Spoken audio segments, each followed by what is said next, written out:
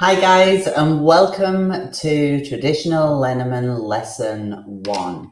This is our Pay It Forward to the Universe course. If you don't know me, I'm Toni. I'm founder of World Divination and also known as the Card Geek on social media. I have been teaching, researching, and just loving Lenormand for a really, really long time now, longer than I would like to say, because I may give my age away. I apologize for the decks in the background. I started a job yesterday and in true fashion stopped halfway through. So we have to ignore those decks for now. We are going to look at everything you need to be able to read with the Lenormand and be comfortable with reading them. Be comfortable that your predictions are something that will actually happen. And a great way of doing this is to look at the traditional system of Lenormand, where it comes from and how we use those traditional meanings. Which brings us on to today's video, because we will be looking at the meanings of the traditional Lenormand deck. We are looking at the meanings from the Philippe Lenormand instructions.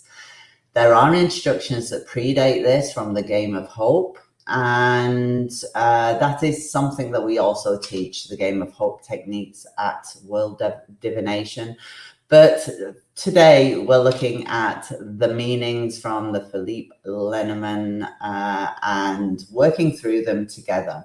We're going to work together in the World Lenormand Association group on Facebook. So if you want to do the exercises and tag me in, feel free to do it anywhere on social media. But if you post in our World Lenormand Association group, which the information is in the comments, you will find that we have a lot of endorsed readers in that group who will also help you with your narrative and building of your Lenormand skills. The endorsed reader that is going to be helping me work through your reads on this course is Maria I can't get my words out, Maria Fiora, and she will be in there as well, looking through your reads and helping you along your way. We have a lot of endorsed readers, like I say in there. I have listed a few that you can expect. Debbie, Yasna, Karen, they may all comment as well as myself. So join the group and join in on the exercises. I'm going to put the overhead on and we're simply going to look at those traditional meanings. As we do, it would be great if you could write down one keyword for each card. Let's see how those keywords fit in with those traditional meanings, what these cards mean to you, and see where those meanings came from, or if we've strayed anywhere along the way. Hi, Andrea. Hi, Yuri. Hi, Sue. I will, like I say, pop the overhead on. We have my deck here, and it's simply for those illustration purposes, starting with your first card in the deck, which we all know. And I would say, if you are brand new to Lenormand, the best way to help yourself in the future, to future proofread your situation, is to learn the numbers of the cards as well, because the numbers on the cards will help you going forward. So the first card we are looking at is naturally the Rider card. It starts off our Game of Hope.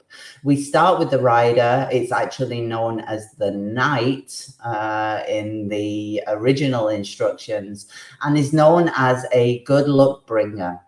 So it brings good news into your querent's life.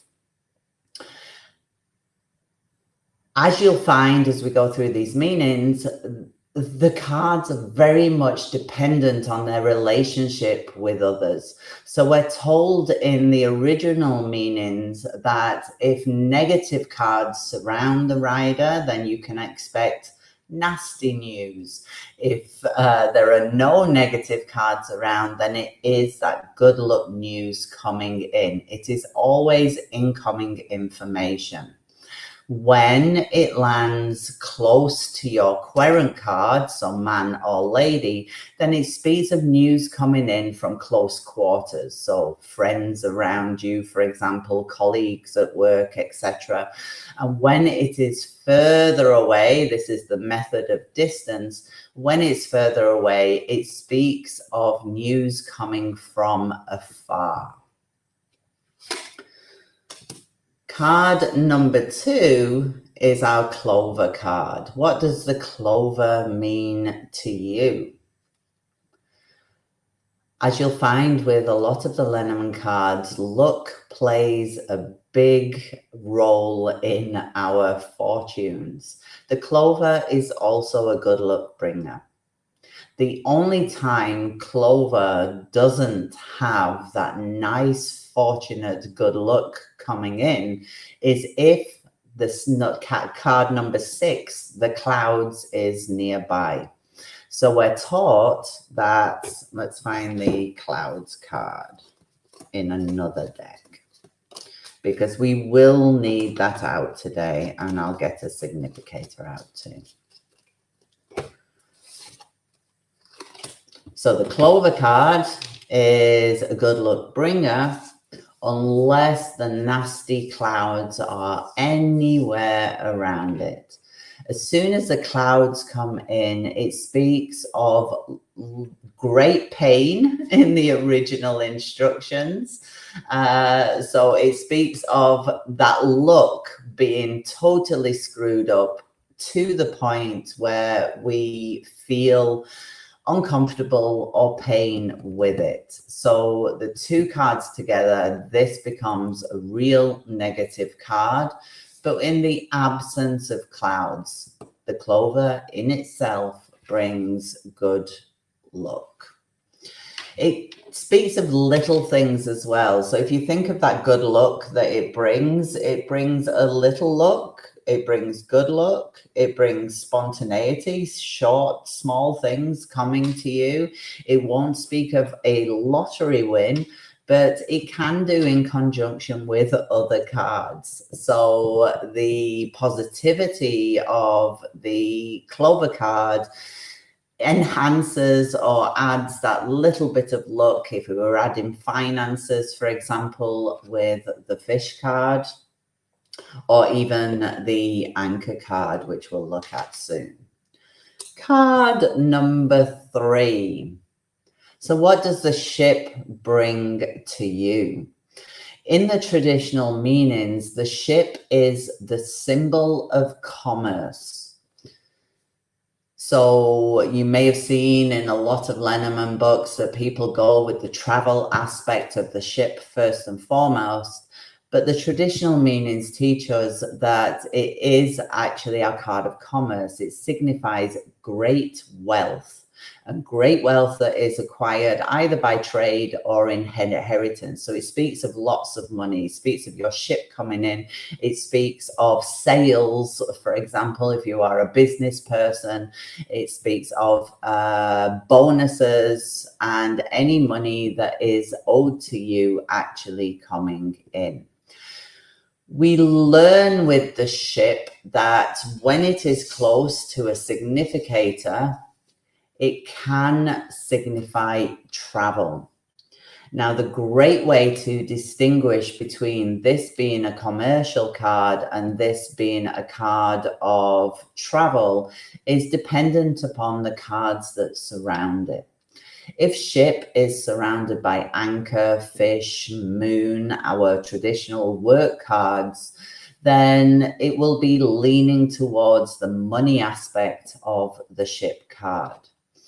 If the birds, birds, I was going to mention the birds, but if the ship is surrounded by other cards that suggest a movement, which could be the stork card, it can be the birds card even, then you are looking more at travel, but its core meaning is commerce and money coming in.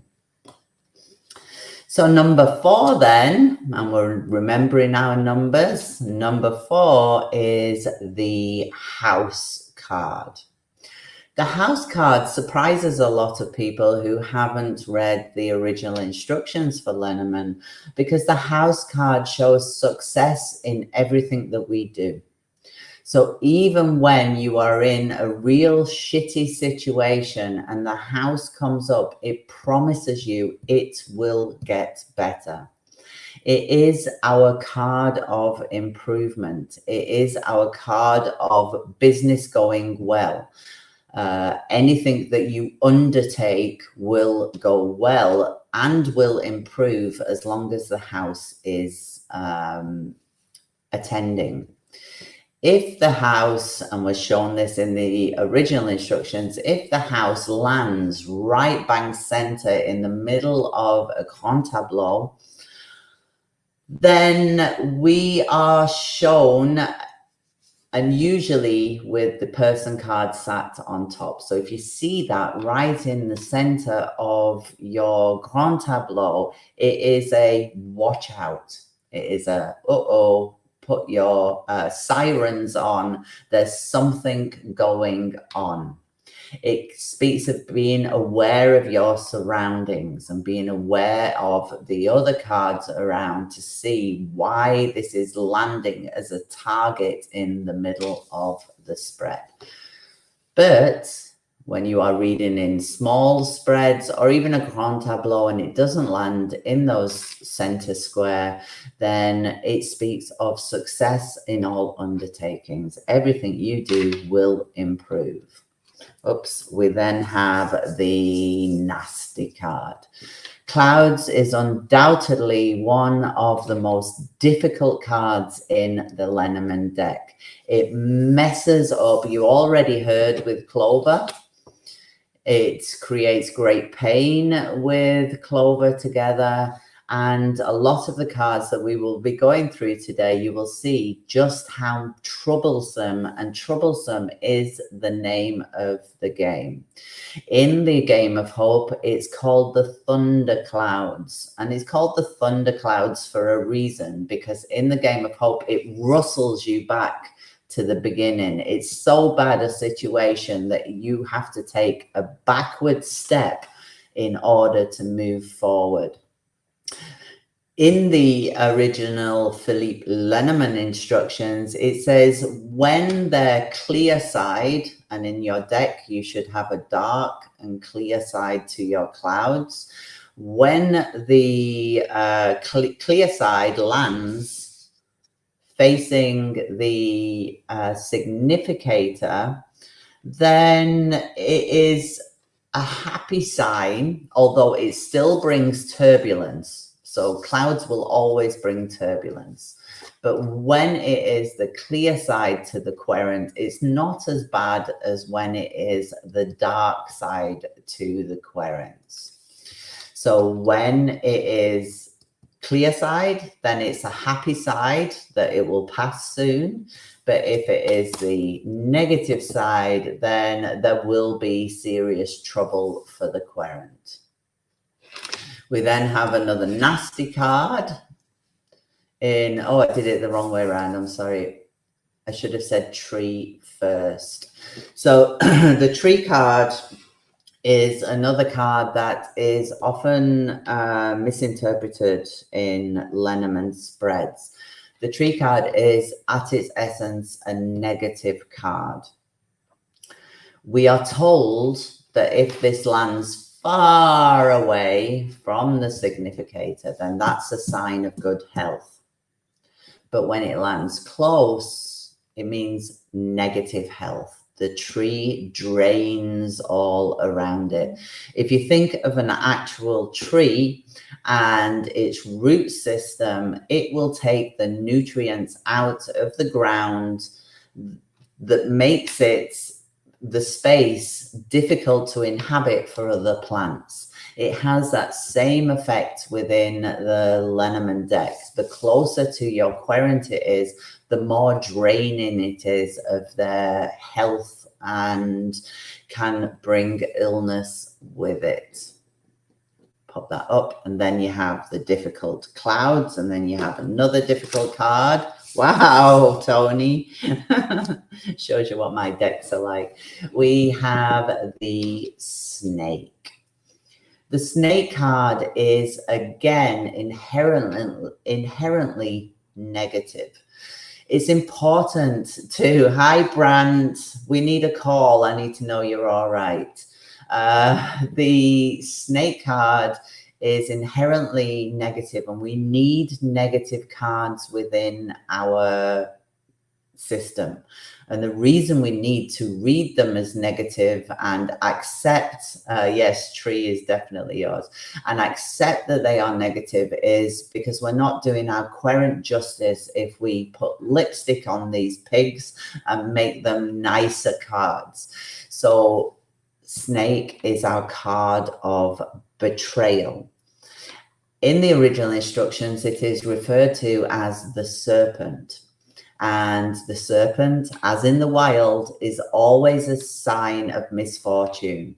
It's ruled by whether this card is close to the person or far away. The closer it is, the nastier, the more personal, and the more it hurts. The further away it is, it's still a nasty card. It doesn't become nice because we move it away. It's a nasty card, but it's not as hard hitting on our querent when it is further away. So the snake speaks of betrayal. It speaks of people who will do what they need to do for themselves to win in a situation, can just be outright nasty and bite for no reason. Whereas the fox, which we'll come on to shortly, has slightly different motives. It is classed as a third-party card. So it's classed as a card that can signify third parties at play who do not wish you well. The final card in the top row of a grand tableau and the final house is Coffin. Coffin is our card of death. It is our card of doom and gloom. In the original instructions, it speaks of coffin being the bringer of doom. When it's close to the person, it means serious illness, death, and the total loss of a fortune, which sounds awful. When it's further away, it's still doom and gloom, still loss of money, still loss of health. But it's not as impacting on your querent. And obviously I can have the man out here if I was if I was on my brightest mode today. There he is. So as soon as coffin is in the mix, it is a negative situation. You look to the cards around to find out what harsh endings are coming, what illness is coming, and what loss even is coming to the querent's life. Then we have house 9, card 9, which is bouquet. And thank goodness we've got a little bit of happiness coming back in. And that's exactly what the core meaning for bouquet is. Bouquet simply, we're told in the original instructions, it means that everything will be as desired. So everything that you want out of a situation will happen the way that you want it to happen. It is a happy card, a positive card, and one that really, brightens up your day. As we move along into our narrative and working with the bouquet, think about everything working out the way you want it to. It can be quite a surprising card in that it turns things into a positive, makes things a little bit happier in your life. And that's why people refer to it as a card of gifts, a card of pleasant surprises. We then have number 10 when we're moving back into the nasty cards. Card 10 is Scythe. Scythe is an omen of negativity. It's an omen of great danger. We're told that we can only evade that danger if we actually have positive cards surrounding it. So with any negatives in the mix, we are not going to evade that danger. It is a card that warns of accidents. It is a card that could even hint towards surgery, for example. It is a sudden negative impact on your querent's life. And then we have Whip, and we're going negative again. Negative. Our keyword, our main keyword for Whip is discord. It's referred to as rod in the original meanings, and it pertains to discord within the family, worries at home, things not going well, and arguments between spouses. And it has also an illness reference to it. It speaks of fevers and short illnesses that can impact the querent's life. So when it's close, it becomes quite argumentative. It becomes quite aggressive in its attendance. When it has other cards to suggest ill health, for example, tree, coffin in the mix, then it usually refers to coughs, colds, flus, and seasonal illnesses, an illness that will come and it will go. It will create discord when it is attending your life, but then it will pass too. So the Whip is extreme discord, whether that be arguments or whether that be illness, and hard is hitting close, as they all are, close to your significators. So 12 then is our card of the Birds. The Birds is a card that does not mean communication. Birds is a card of hard work. When we look at the original instructions, we are told that they are bringers of great effort and burden.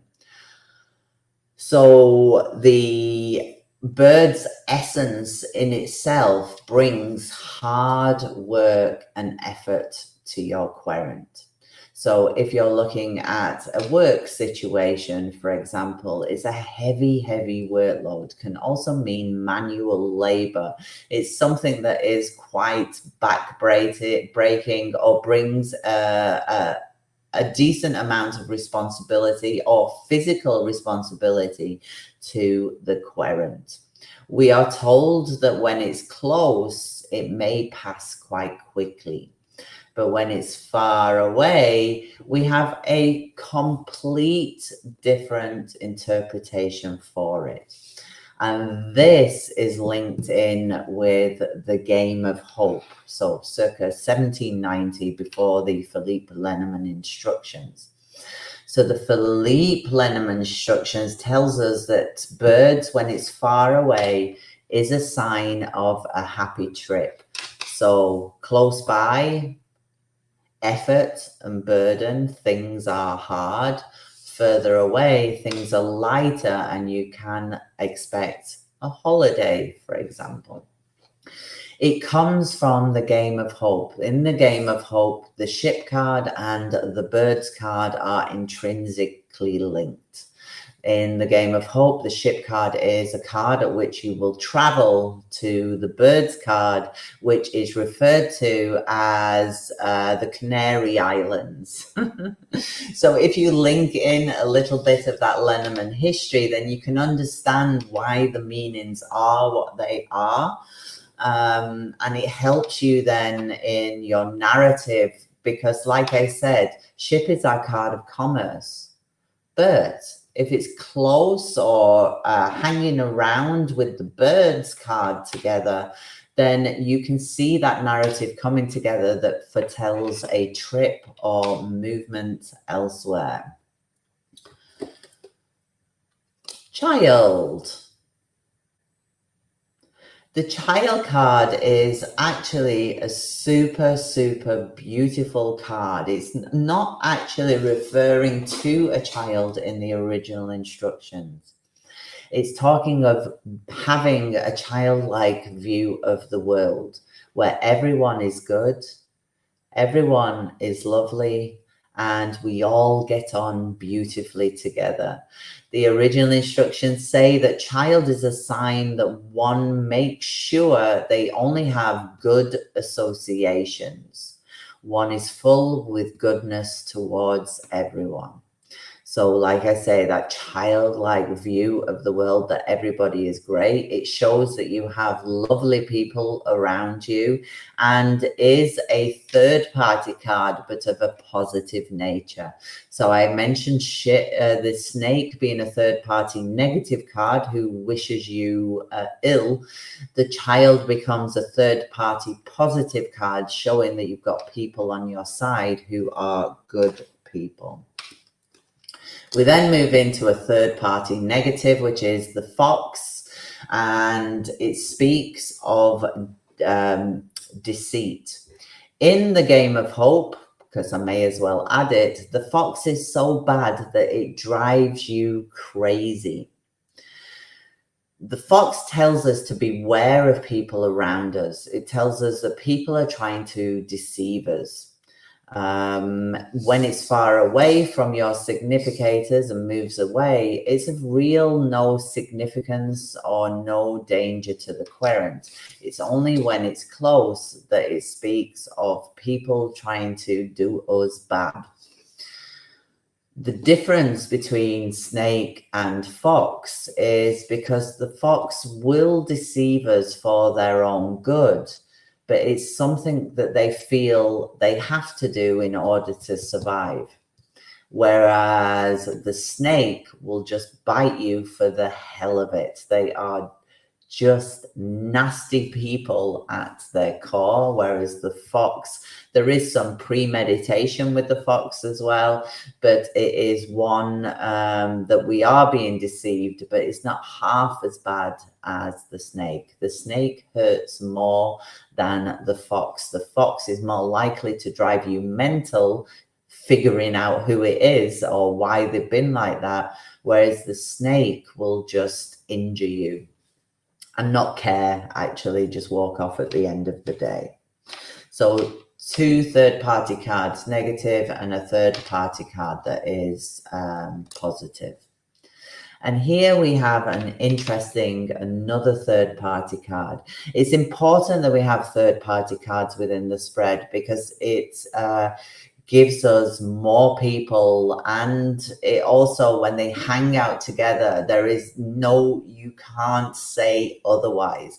So if you had snake, bear, and fox all hanging out together, you know that somebody is after your butt. The bear is a card that brings great fortune. So with the querent, it is a great positive sign that the bear is nearby. It says that they are doing great. They're doing a great job and they should be proud of themselves. However, it comes with a side order, because sometimes when we're doing really well, there are people who don't like to see us doing well. The bear can speak of jealousy. And that's why it's important to have so many third-party cards, because when, like I say, they do hang out together, you know 100% that somebody's trying to do you wrong. And if the bear's in the mix as well, that it's jealousy as a motive. So a great card, a positive, auspicious card that you are doing amazing, but speaks of people on the side who aren't wishing you well. There's some jealousy involved. The Star card. Moving on from third parties, the Star card is a sign of luck. So like the Rider, like the Clover, the Star shows a fortunate situation. It is always fortunate except for one time, and that's if clouds comes out to play. So on its own, super fortunate, you're going in the right direction, you know exactly where you want to be, and out comes clouds and breaks down that star into many, many little happenings. It turns into a lot of unhappy occurrences. So it's great to see the star or any of the other luminaries, the sun, the moon too. It's great to see them close to your querent. But the moment the clouds is in the mix, it's a series of misfortunate events that are foretold. So even the most positive cards in the deck will be negated by that cloud. Moving on to Stork now. Stork is our card of relocation. The sooner it is to your querent, the quicker it will happen. So relocation happening soon, relocation happening but not soon when it's further away. It means change in general. We don't, if you laid a GT for yourself every month, you would inevitably have the Stork card in there. So it doesn't always mean a change, a change of residence, but it always means a change, a movement. If the Stork card lands close to house, for example, and there are other movement cards nearby, for example, ship and birds, then you can be talking of a house move. Move into the most loyal card of the deck. Dog assures faithful and sincere friendships. It shows that you have really nice people around you, like the child card does. The child card, though, can speak, because it speaks of good people around you, can speak of acquaintances, for example, whereas the dog will be somebody that you know well. It's not always a person. It's often not a person. It speaks of loyalty and people doing what they say they are going to do, or staying loyal to a situation. It doesn't have to be loyalty to a person. It could be loyalty to a job. It could be loyalty to a situation where they stay in that situation for good or bad. Our card for loyal and loyal friendships. We're told it's also a third party card that fits into the good pocket of third parties.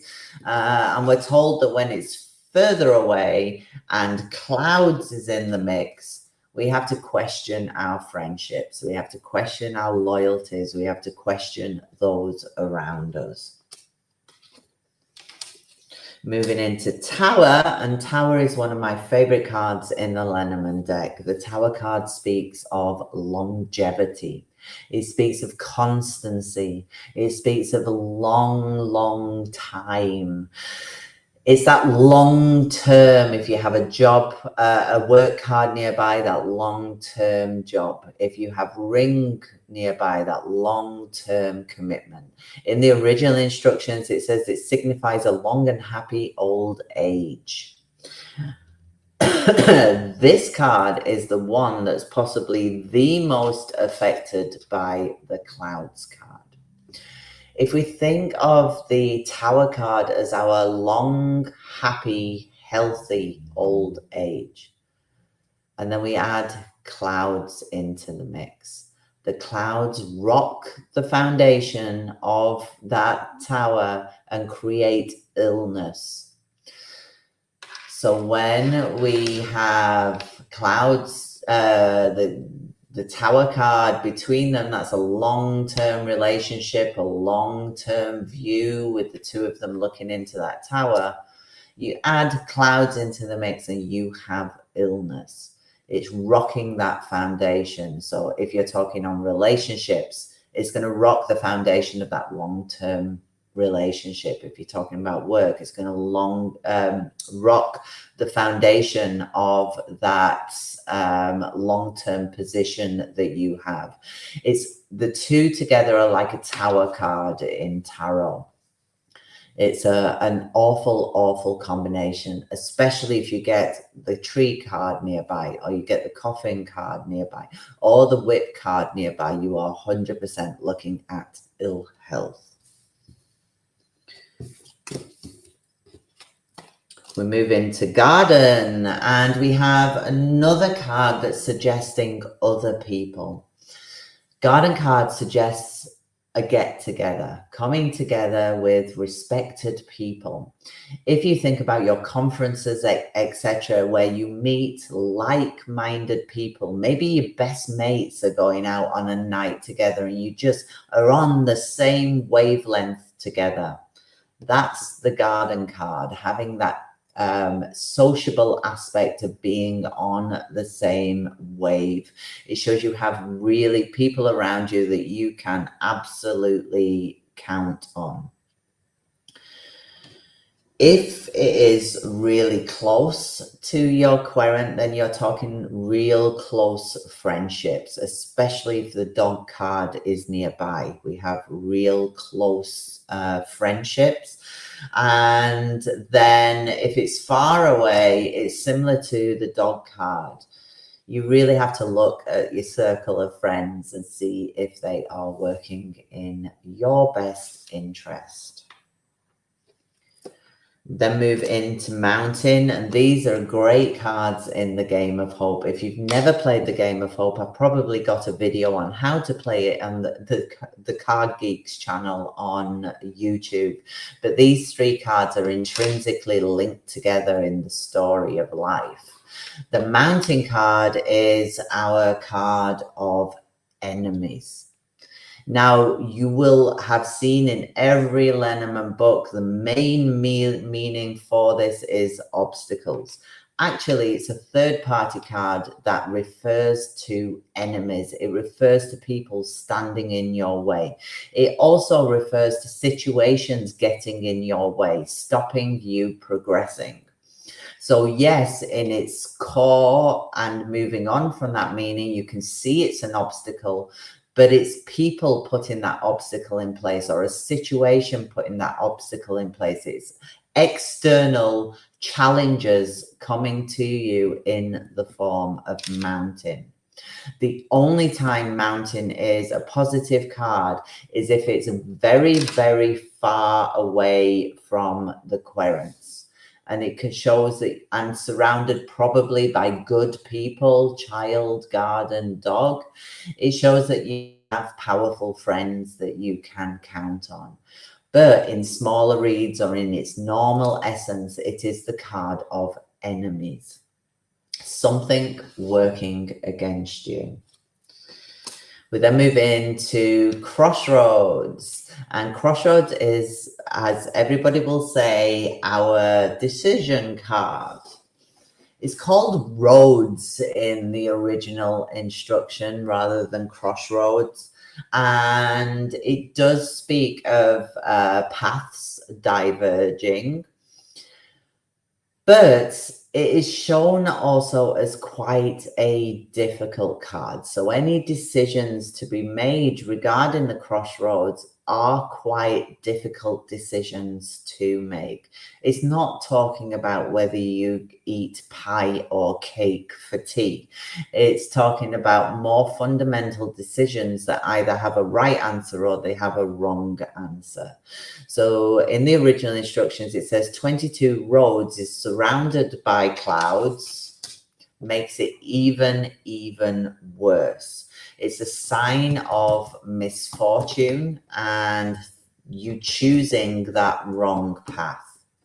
However, when clouds is not in the mix and that is far away from your querent, then you have a chance to navigate the situation and get away from the danger within of choosing the wrong path.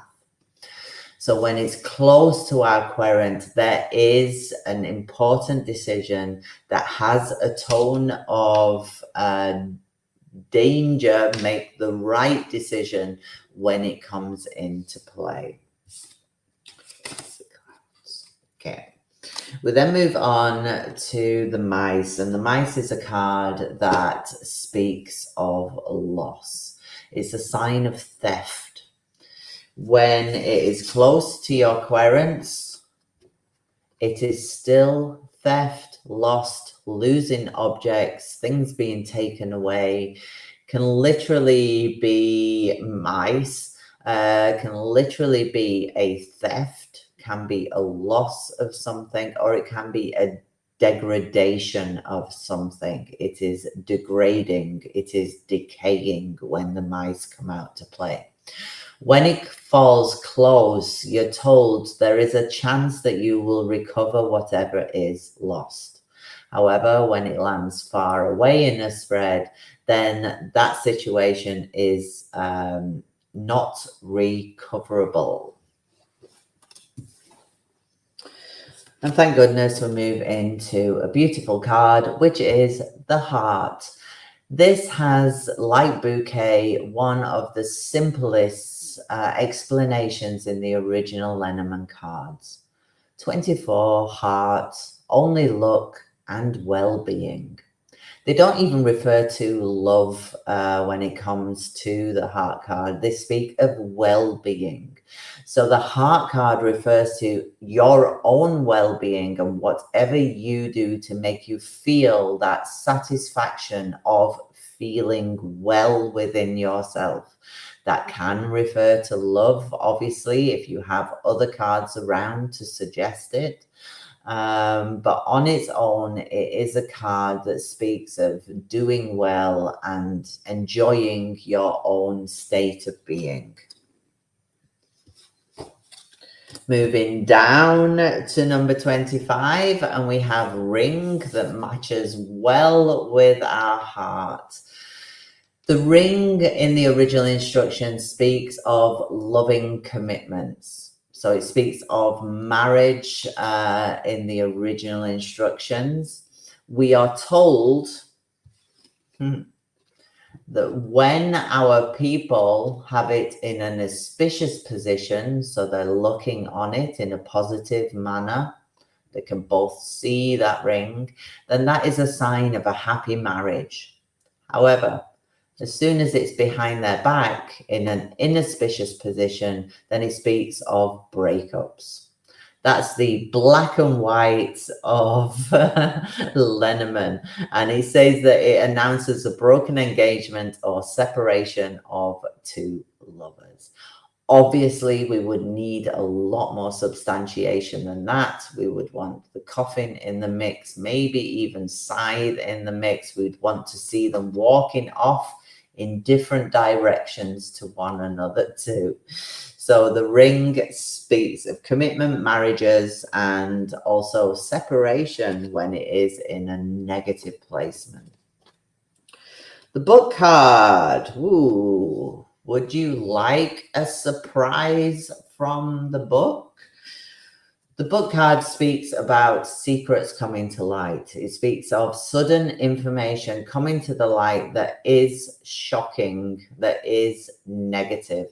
The Game of Hope speaks of it being a grimoire and all its nasty secrets coming to life. If somebody is cheating, for example, you will see the book card in the mix. If there's something coming to light that you didn't know before, you will see the book card in the mix. It is life surprises that aren't too pleasant. And then we have our card of communication. Yes, with Rider, we have incoming communication, but we need a card that just means everything that is talk. We have the letter card number 27, which says that you can expect good communication when the letter card is nearby. The only issue we have with letter is if clouds lands near to it. So unlike the rider that can be affected by any negative card, the letter card is really, really badly affected by the clouds card. And it means negative news that will cause sorrow and pain are coming to your querent. So alone is pretty happy, chatty card, emails, anything, letters. We don't use letters that much these days, but any kind of communication, even comments on social media, etc. But as soon as the clouds card is in the mix, then it becomes really negative in nature. The letter can speak of us communicating to others and others communicating to us, that back and forth and exchange of communication, whereas the rider speaks of incoming communication. The man card is simply the querent or their partner. Woman card, querent or their partner. They do not hold any other meanings in the original document. But then we have our favorite, or my favorite, one of my favorites, I've already said Tower, is the Lilies card. The Lilies card is one of the most revealing cards in the Lenormand deck. On its own, it speaks of satisfaction, being satisfied with your life, being comfortable, happy with your lot in life. However, it does have a lot of placements that can add great information into a reading. So on its own, the Lilies card is quite elated. It is eloquently satisfied and beautiful within life, within their surroundings. When clouds comes into the mix, we're told that it indicates discord in the domestic circle. So discord at home will show issues between in relationships when the two land together, especially if whip is in the mix too. But my favorite of this card is how it will show you what kind of person a person is in your spread. Take any of the querent cards. When it lands above a querent card, that person is virtuous. That person is altruistic. That person thinks of the good of all. Everybody around them will help in any way that you want, and is not a snake in any way, not a fox in any way, is a beautifully perfect, altruistic person. Could be a charity worker even in that position. As soon as it lands beneath, that satisfaction above of helping others turns into a satisfaction in helping ourselves.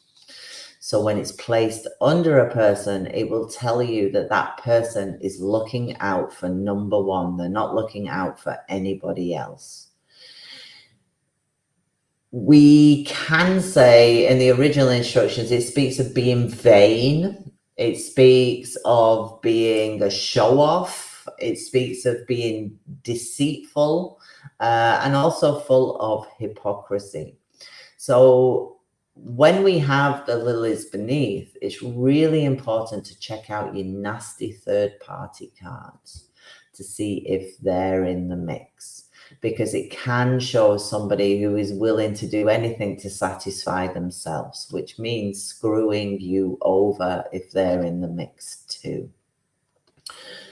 If Buck is in the mix as well, you'll find out what this person is actually doing, for example. So Lilies is one of the most telling of a person's nature within a spread. We then have the Sun card, and you may be ready for my favorite line out of the Lenormand instructions: without the sun, nothing can grow. We're told that it means luck and joy, that the rays of light emanating from the sun share their light and warmth, everything that you need to grow. So close to the querent, it shows that they are nourished in every single way that they need in order to move forward.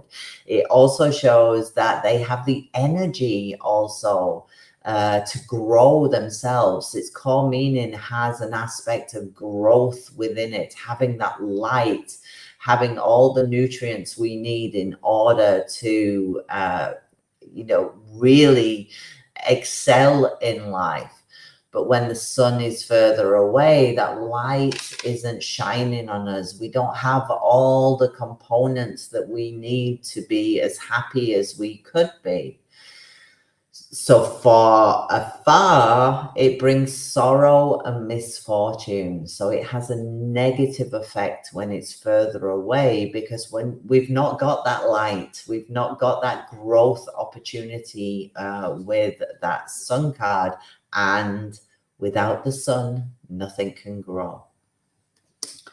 The moon card then is the next luminary. We speak about luminaries being the moon, the sun, and the star over in place 16.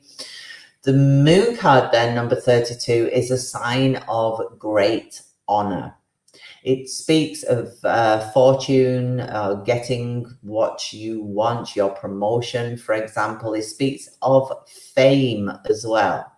And like the sun luminary, it only bears its weight when it is close to the querent. So the querent can be honorable when the moon card is close. It can mean that they are respected, or they will be respected. They may be promoted. They may seek fame and have the opportunity to have the light shine on them. Like being on stage, the moon shines that spotlight on the star, which is your querent, when it's close. As soon as it's far away, it has the same effect as the sun, in that it takes all that fame and fortune and removes it from the situation. So sun and moon are cards that you really want close to your querent to know that they are doing well. We then have the Line of Fate, the last 4 in the Lenormand deck. And why didn't 33? I must have got them in a different order. There we go. Key. So key comes next in our lineup.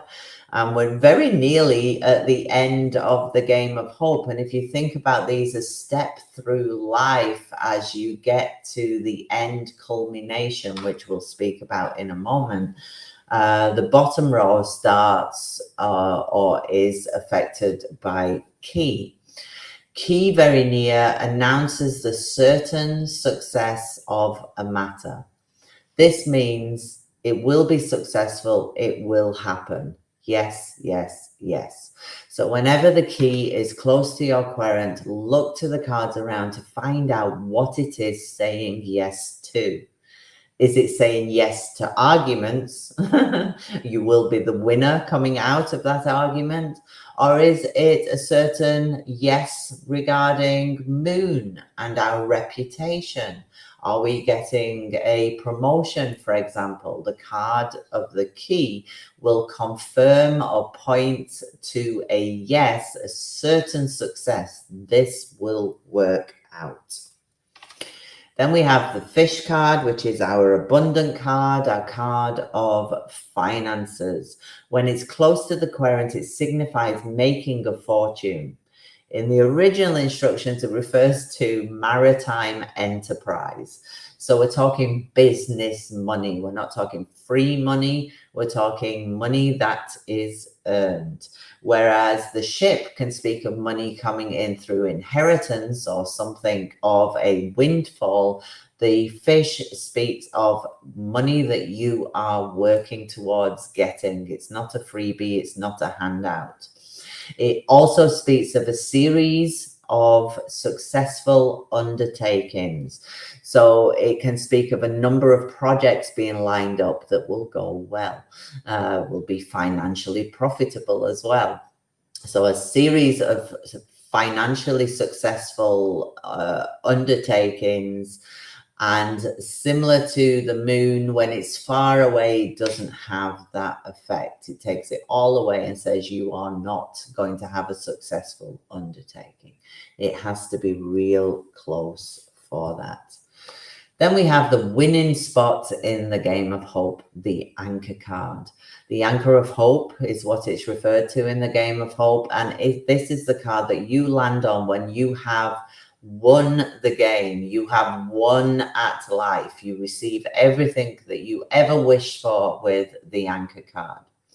The anchor card is a sign for luck at sea, in trade, and in love. So different aspects of life, it is a sign for positive outcomes when it refers to that.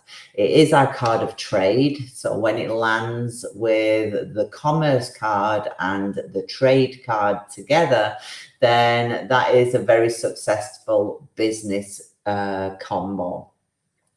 But the anchor card, when it's far, takes away that shine again. You will not be successful. You will not get your money, and you will not get the partner that you want. The anchor card is one that we need close. And then the final spot, because we win on card 35, but there's still a spot free, which is the card 36, the cross. If you shoot over anchor with your dice throw on the game of hope, you could land in cross, which will stop you from winning. It really is a burdensome card that gets in the way because you're almost there, you almost got it, but you slipped into the bad luck category of the cross. In the original instructions, we are told that cross is always unlucky. Always unlucky. It's a negative card. It means pain, it means burden, and it means that you are pretty stuck, especially if you take the game of hope as your example. We have hope. It won't last long. It doesn't show a long-term situation unless you have the long-term card in, which is Tower.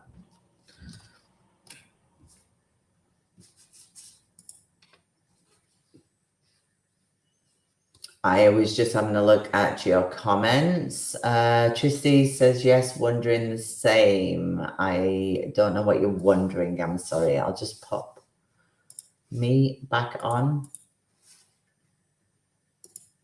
So what I thought we would do is pull one card for the day today and explain it using the original instructions, which are available to you on the platform or in the World Lenormand Association group on Facebook. So you can download these meanings. There's more keywords in there for you. And I would like you to pull one card just to see for today what essence is coming into the rest of your day. And tomorrow we're going to start reading with combinations with 2 cards together. And then we move on to descriptions, then on to 3 cards, then on to 5 cards. So we're really going for it this week. By the end of the week, you'll be reading fluently 5 cards with no problems. Tilly mentioned all the negative cards. It's actually, it has a good balance of negative versus positive cards. It is not a deck that is negative heavy. It's actually quite balanced in its viewpoints for a system. My day for the rest of the day. I'll get everything that I want at the end of the day. I'm going to spend the end of the day winding off, enjoying myself with my love, and having the best anchor day I can. Pull yours, post them in the World Lenormand Association group on Facebook, or post on social media. Tag me in at the Card Geek and at World Divination. And at the end of the week, we'll also be handing out a few prizes. Enjoy the rest of your day, and I will see you in the groups.